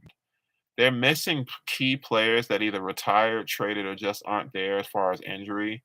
And I said that they would contend as far as being scrappy, but I just don't know if they'll win many games. So, With this Arizona Cardinals team, I'm gonna have a better idea week to week, but I just don't see where the next win comes from because they really shocked Dallas, and I honestly think Dallas took them too lightly. I think that's what occurred with that game, but we'll just have to see with Arizona. I just don't know where their wins are gonna come from. And they're probably gonna be a lottery team and picking high in the draft next year for 2024 as well.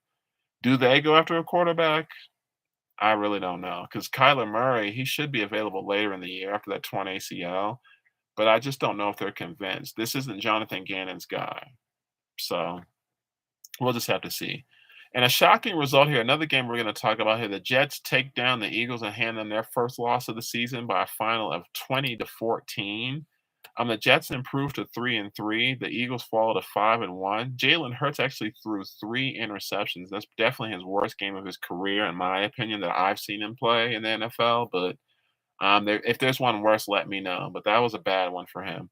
Zach Wilson was only 19 of 33 for 186 yards. He didn't find the end zone, but he also didn't turn the ball over either. This is his second straight game without a turnover. As you can see, it's led to wins. Brees Hall had 12 carries for 39 yards with a touchdown. Zach Wilson actually had 4 carries for 15 yards, and they had 89 yards on the ground as a team. Neither team ran the ball really well.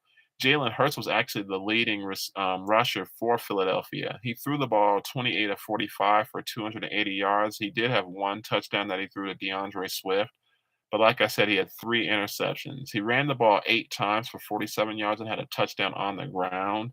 So he did throw the ball and he did run the ball in for touchdowns. But again, 3 interceptions, that's definitely hard to overcome. They had 4 turnovers as a team as DeAndre Swift actually fumbled the ball. He had 10 carries for 18 yards. Again, 80 yards on the ground as a team. So not that great of a day for Philadelphia. I think the Jets defense really, really contained everybody with the exception of A.J. Brown. He had 7 catches for 131 yards, but didn't find the end zone. Devontae Smith had 5 catches for 44 yards, and Dallas Goedert, the tight end, had 5 catches for 42 yards. For New York, the Jets, Garrett Wilson had 8 catches for 90 yards. The running back Brees Hall had 5 catches for 54 yards, so he had 93 yards in scrimmage on the ground in total. And tight end Tyler Conklin had 3 catches for 24 yards on 4 targets. Again, Zach Wilson didn't throw for any touchdowns, but the story here was the defense for the Jets. They're the ones that made things tough on the Eagles. And Jalen Hurts, that was just very uncharacteristic of him to have that bad of a game. But I genuinely think they'll bounce back and do things that as far as they need to. Let's take a look at the Jets schedule really quick. They're at the New York Giants. I say at because they share a stadium. That's going to take place 1 p.m. Eastern on October 29th. They have a bye week this week, so they head into the bye week with a 2-game winning streak. But that following week, they're not even going anywhere. The difference in the stadium is just you'll have Giant stuff everywhere instead of Jet stuff. But that's still technically a home game for them. They're familiar with the building. They'll just be in the road locker room as opposed to the home locker room. That's going to be the big difference for them.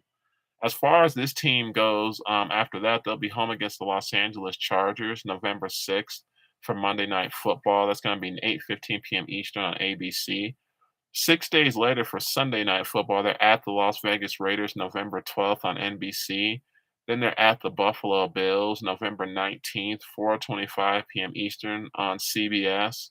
Then they have a game 5 days later against the Dolphins on Black Friday, November 24th. So coming off of that bye week, I can see the Jets getting a couple more victories, and the victories I'm looking at are the Giants and the even the Chargers because the Cowboys they showed me something as far as Justin Herbert. Justin Herbert had a better game statistically speaking than Dak Prescott last night, but he didn't get the job done.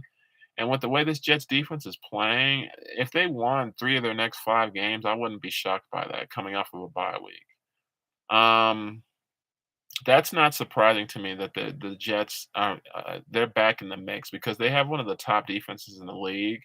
It was always a matter of Zach Wilson not making mistakes and showing that he could play consistent football, and he has done it over the past couple weeks. Conversely, on the flip side, for the Philadelphia Eagles, this is their first loss on the season. I did have them winning this football game, so I was wrong there.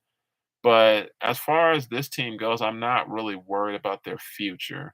The Sunday night football matchup with the Miami Dolphins here, October 22nd, that's going to be huge. They're hosting the Dolphins, and I'm very curious to see how that game is going to go.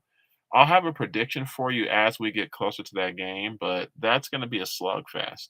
The following Sunday, they're at Washington, 1 p.m. Eastern, November 5th. Then they're home against the Dallas Cowboys, November 5th at 4:25 p.m. Eastern before they head into their bye week. Once the Eagles come back from bye, they're at the Kansas City Chiefs for Monday Night Football, November 20th. Then they're home the following Sunday against the Buffalo Bills, November 26th, 4:25 p.m. Eastern on CBS. So the Eagles' schedule is actually going to get a little tougher here. And losing that Jets game, that wasn't something that they had on their bingo card by any means, I'm sure. But the Jets are a professional team too, and they brought it, especially being at home. So the Philadelphia Eagles, I'm not worried about them yet. I definitely want to see how they look against the Miami Dolphins, and also I want to see how they look in their two divisional matchups with Washington and Dallas. These next three games are going to tell me what Philadelphia is for real. We've been saying that they're the best team. They're among the best, if not them, in San Francisco, Detroit. We got to see what these next few games look like for them as well as other teams too for me to say what Philadelphia is going to be, but I'm sure they didn't have that L on their bingo card, and they're definitely going to bounce back and do what they need to here. Couple more games to talk about here before we close things out on the broadcast here. The last game of the Sunday day slate was the Detroit Lions defeating the Tampa Bay Buccaneers in Tampa by a final score of 20-6. Jared Goff was 30 of 40 for 353 yards, two touchdowns. Conversely, Baker Mayfield for the Tampa Bay Buccaneers was 19 of 37 for 206 yards. He didn't throw any touchdowns, and he did throw an interception. And Tampa Bay only had 46 yards on the ground. Rashad White led the way with 7 carries for 26 yards. And rushing the football for Detroit, they weren't much better. Craig Reynolds had 10 carries for 15 yards. The running back David Montgomery actually had to leave the game with a rib injury. He only had 6 carries for 14 yards. And rookie running back Jahmyr Gibbs wasn't even available for this game as he's dealing with a hamstring injury. So it was a low-scoring game on Detroit's accord more so because if they had all their weapons and people stayed healthy, I think they could have did more damage to Tampa, but they did get the victory. As far as receiving the ball, Amon-Ra St. Brown had 12 catches for 124 yards and a touchdown. That's 12 yards per catch, in case you weren't counting. Jameson Williams had 2 catches for 53 yards and also had a touchdown as well. And Josh Reynolds added another 3 catches for 50 yards. For Tampa Bay, Chris Godwin led them in those catches and receiving yards with 6 catches for 77 yards on 7 targets. Mike Evans had 4 catches for 49 yards, and Trey Palmer added another 2 catches for 47 yards. Um, this wasn't a situation where Tampa Bay was a terrible team as far as the ball goes. It's just that they just didn't do enough on offense. The defense was affair, and they kind of kept Detroit in control for a little bit of the game, but the offense only generated 6 points. You only got your 2 field goals in the second and third quarter. So Tampa Bay, this was probably their worst effort of the season, and coming off of a bye week, you wouldn't really expect that. So you hope they bounce back next week, and this just is just an outlier, but they just didn't look good. And Tampa Bay, to me, I thought this game would be slightly closer, even though I had Detroit winning. I thought this game would be a lot closer, and I thought Tampa would put up more points, but that's just kind of how it goes, and they'll have to bounce back. With Detroit this Sunday, they're at Baltimore, 1 p.m. Eastern on Fox. Then they have a Monday Night Football game the following week against the Raiders, home against the Raiders, 8:15 p.m. Eastern on October 30th. I picked them to win that game, and I'm going to stick by that. They head into their bye week before they travel to the Los Angeles Chargers to face them November 12th at 4:05 p.m. Eastern on CBS. Then they're home against the Chicago Bears November 19th. That's 1 p.m. Eastern on Fox. Then they have an early Thanksgiving game as tradition with the Detroit Lions. They're home against the Green Bay Packers, and that's going to be at 12:30 p.m. Eastern on Thanksgiving Day. So with Detroit, they've been great. Outside of that week 2 mishap in overtime against Seattle, they've been a great football team, and they just continue to get better and better. We'll have to see if David Montgomery is going to miss any extended time, and if he's even going to miss this game coming up Sunday at Baltimore. But give me the Lions. The only game that I could see really being of any trouble is this Sunday at Baltimore. But after that, with the Raiders, the Chargers, the Bears, and Packers, those sound like wins to me. So Detroit, they're in the top three in the NFC by far. I just don't see a situation where they slip up unless they start to rack up injuries. Like the David Montgomery thing, will he be out for an extended period of time? That remains to be seen. On the flip side, if you're the Tampa Bay Buccaneers coming off of a bye week, like I said, it's tough to take a loss like that, but I'm not panicking with this team. I'm not eliminating them from contention by any means, and I think they'll still be in the mix. They still lead the division by a half game over Atlanta and New Orleans and by 2.5 games over Carolina. So they'll be fine. They'll be fine as far as I'm concerned. They're home against the Atlanta Falcons Sunday, 1 p.m. Eastern on Fox, and I got that as a win. The difficulty will be the next couple games, in my opinion. They're at Buffalo that following Thursday at 8:15 p.m. Eastern on Amazon Prime. Then 10 days later, November 5th at 1 p.m. Eastern, they're at Houston. As I stated earlier in the broadcast, I can't sleep on Houston anymore. They're looking like a for real football team, and I think they could give Tampa some trouble. Tampa is home against the Tennessee Titans November 12th at 1 p.m. Eastern on CBS before they travel to San Francisco to take on the Niners at 4:05 p.m. Eastern November 19th. Tampa Bay, things are going to get a little tougher for them. They do smooth out after that, but this next 5 game stretch is going to be very pivotal for them. The only losses I can see are at Buffalo, at San Francisco, and possibly at Houston. Those are all road games, but against Atlanta and Tennessee, I could see them holding serve. So that would put them at 2-3 and put them at an even 5-5 for a 10 game period. I'm gonna have predictions for each game as they come because that's what I'm gonna do with each of my broadcasts. But just looking at things as they stand, that's how I could see the Tampa Bay Buccaneers looking. So I think they'll bounce back here, but this was easily their worst performance of the season. And Detroit, even though they didn't dominate the game very well, they didn't blow them out by any means. They still show they're one of the top teams in the NFC for sure. The Sunday night football matchup here had the Buffalo Bills hosting the Giants, and they were able to squeak by with a win, 14-9. The Giants were actually leading this game 6-0 at the half. The Bills, they took a lot for them to get going. They didn't really look that great. Daniel Jones was not available for the New York Giants at quarterback, so Tyrod Taylor got the start. He was 24 of 36 for 200 yards, but he didn't find the end zone. Saquon Barkley returned for the Giants and had 24 carries for 93 yards on the ground. They had 132 yards on the ground as a team. Josh Allen was 19 of 30 for 169 yards, 2 touchdowns, and 1 interception. And as far as running the football, he didn't do much. 2 carries, 11 yards. They had 128 yards on the ground as a team, however, as James Cook led the way with 14 carries for 71 yards. As far as receiving the ball, Stephon Diggs had another great game, 10 catches for 100 yards, but he didn't find the end zone. And Gabe Davis added another 3 catches for 21 yards. For New York, Darius Slayton, wide receiver, led all receivers for them with 4 catches for 69 yards. And Wan'Dale Robinson, he actually had 8 catches on 8 targets for 62 yards. So neither team really had a great day as far as the offense goes. I think this was just more of a slugfest, and I just feel like there was a couple of things as far as coaching that cost the Giants this game more so than the Buffalo Bills dominating. Um, the Giants at 1-5, I said weeks ago that they were out of it, and this just further proved that. I don't know if Daniel Jones would have made a difference, but looking back on how close the score was, it's quite possible.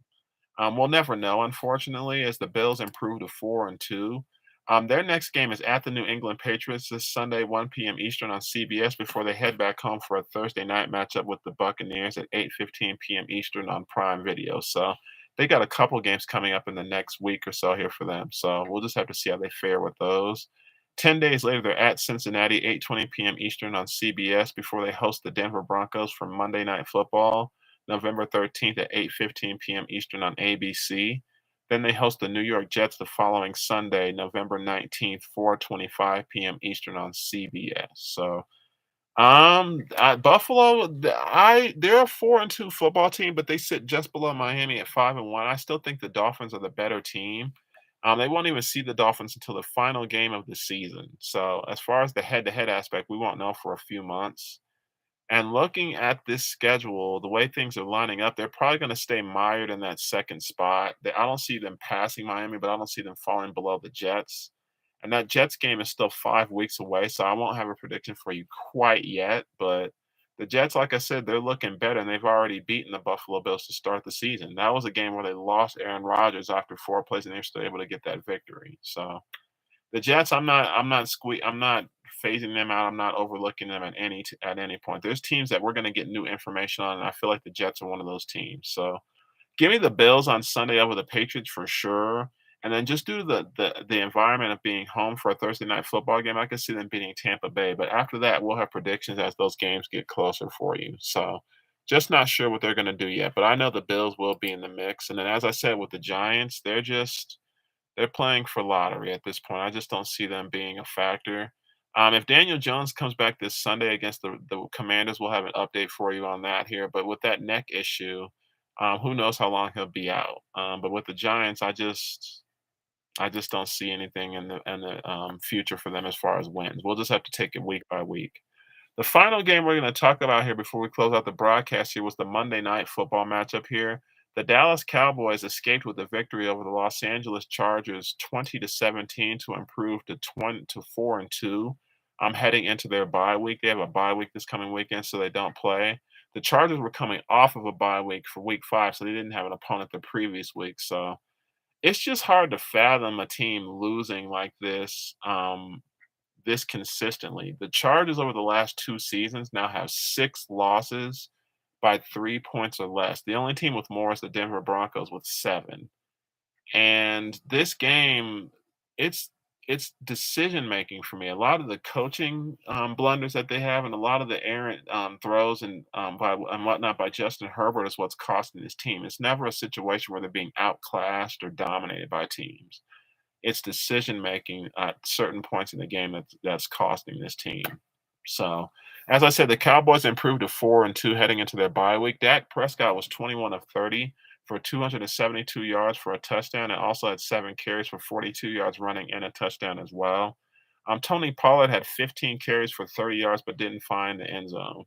As far as passing the football for the Chargers, Justin Herbert was 22 of 37 for 227 yards and 2 touchdowns. But he did throw that interception late in the fourth quarter that was caught by Stephon Gilmore, and that was what sealed the game for that team, the interception that he threw. Austin Eckler was back from injury and had 14 carries for 27 yards, but didn't find the end zone, and also added another 4 catches for 35 yards. On the Dallas side, CeeDee Lamb had a great game with 7 catches for 117 yards, but he didn't find the end zone. And Tony Pollard had 6 catches for 80 yards out of the backfield. Even though he didn't run the ball very well, he was able to get 110 yards from scrimmage. Brandon Cooks got his first touchdown of the season for Dallas with 4 catches for 36 yards. So he was nice to get some contribution from him. Like I said, Dallas, to me, they didn't really dominate this football game. It was just a situation where they capitalized on what the Chargers didn't do correctly. That was the only turnover of the game was that interception that was thrown to Gilmore late. Neither team fumbled the ball. Actually, there was a fumble on special teams, but it was inconsequential. A Jalen Tolbert fumble, but that wasn't anything that the Chargers were able to capitalize on. So back to the drawing board for the Chargers here. They're definitely out of it. And when you look at the AFC West as a whole, it's the Chiefs' division to lose, plain and simple. The Dallas Cowboys are home against the Rams after their bye week on October 29th. That'll be 1 p.m. Eastern on Fox. Then they're at the Philadelphia Eagles November 5th, 4:25 p.m. Eastern on Fox. Back home against the New York Giants November 12th, 4:25 p.m. Eastern on Fox before they travel to Carolina to face the Panthers. 1 p.m. Eastern on Fox. Then they have a Thanksgiving Day game. That'll be the second game of Thanksgiving against the Washington Commanders. 4:30 p.m. Eastern, November 23rd.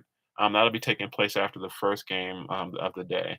Um, the Dallas Cowboys, to me, those games that they lost, they didn't. They I feel like they looked past the Arizona Cardinals because they saw San Francisco on the horizon and ended up getting beat up by San Francisco anyway. This was a nice bounce back win to go into the bye week against the Chargers.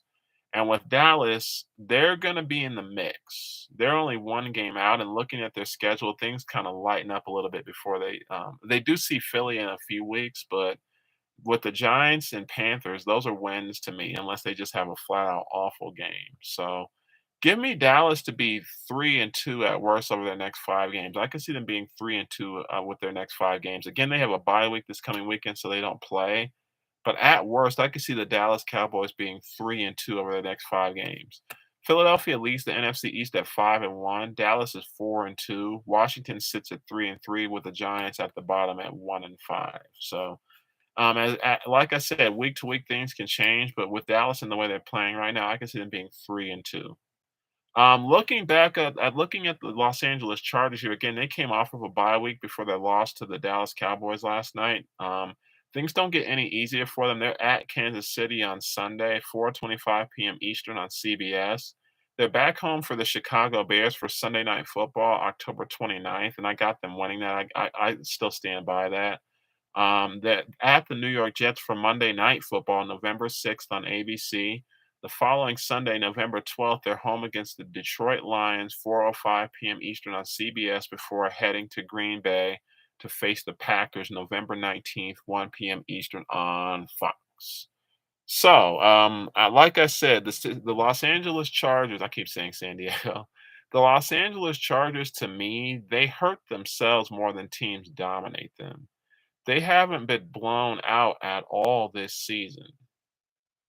They just haven't. They've lost all of their game. They've lost their 3 games. The 3 games that they've lost them by a combined 8 points. They lost by 2 to Miami to start the year. They lost by 3 at Tennessee, and they lost by 3 last night. So the Los Angeles Chargers of the 2-3, 3-3 teams, the teams in that round, 2-4, 3-3, 2-3, depending on bye weeks. They're not even a bad team. They just don't have good decision making. They don't make the plays at the right time. Kansas City could be a whooping, but Kansas City hasn't been flat out dominant either. They've won all their games except for the Detroit game, but I just think Kelsey not being there is the reason why they lost. Plain and simple. Detroit only beat them by 1 to start the year. So I got the Chargers losing to the Chiefs this coming Sunday for sure, the 22nd. And I got them beating the Bears, but that following Sunday. But after that, who knows with this team? I could be wrong about those games. They could find a way to win at Kansas City like they did a couple years ago, and then turn around and lose to the Bears. So we'll just have to see. These things change from week to week, and I just don't really know how to call it. Like I said, that's the last game we're going to talk about here, and we're going to go ahead and wrap things up for the broadcast. We had a lot to talk about with all the Week 6 action here. I'm going to have a prediction for you for the next broadcast here. That, again, is a Week 7 matchup for Thursday Night Football between the Jacksonville Jaguars and the New Orleans Saints. We'll also have an update if actually Trevor Lawrence is going to be playing for that game. He did sprain his knee against against the Indianapolis Colts this previous Sunday. So we'll have to see if he's available. But other than that, I'll have more for you. Like I said, I'll have a firm prediction for you for that game. And then also Thursday, we're going to get an update on baseball. We're going to talk about the baseball playoffs and go over the NLCS and the ALCS here. Game 1 of the NLCS game 2 of the NLCS is tonight between the Philadelphia Phillies and Arizona Diamondbacks. Philadelphia leads that series 1-0. So we'll see if the Diamondbacks can bounce back and do anything here tonight.